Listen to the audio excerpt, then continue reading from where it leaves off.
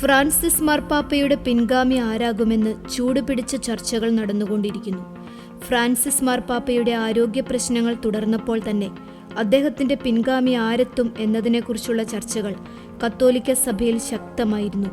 മാർപ്പാപ്പയുടെ വിയോഗത്തിനു ശേഷം സംസ്കാരശേഷം 3 മുതൽ 4 ആഴ്ചകൾക്കുള്ളിൽ പുതിയ പോപ്പിനെ തിരഞ്ഞെടുക്കുന്ന പ്രക്രിയ വത്തിക്കാൻ ആരംഭിക്കും.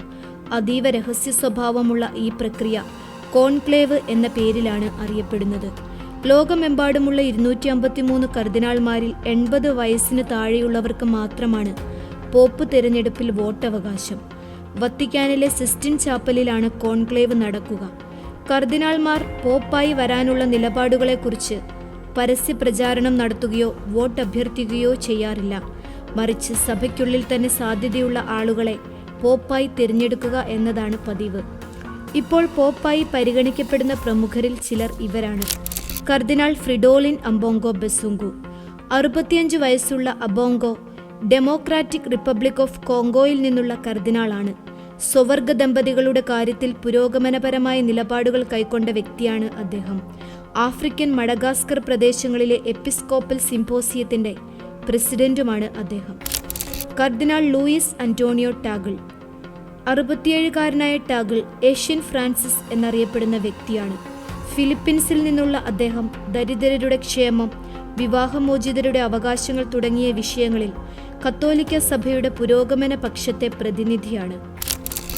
കർദിനാൾ മാരിയോ ഗ്രച്ച്.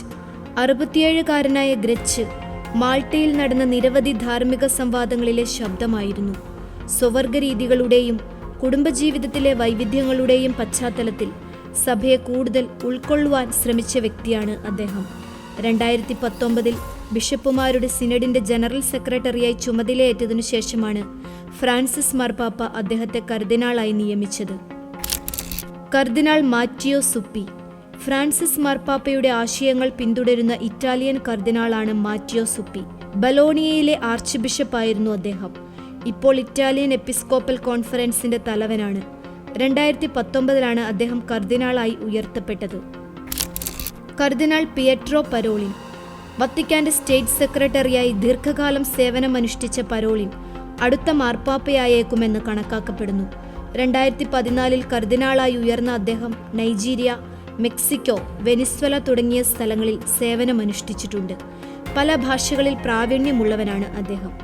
ഇറ്റാലിയൻ, ഇംഗ്ലീഷ്, ഫ്രഞ്ച് ഭാഷകൾ കൈകാര്യം ചെയ്യുന്ന അദ്ദേഹം നയതന്ത്ര കാര്യങ്ങളിൽ കേമനാണ്.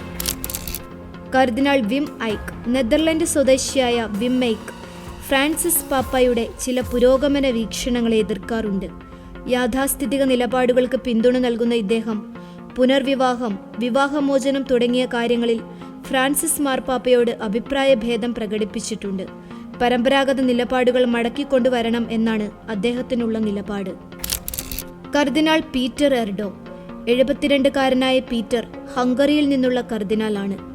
യൂറോപ്യൻ ബിഷപ്പുമാരുടെ കൗൺസിലിന്റെ മുൻ പ്രസിഡന്റാണ് അദ്ദേഹം.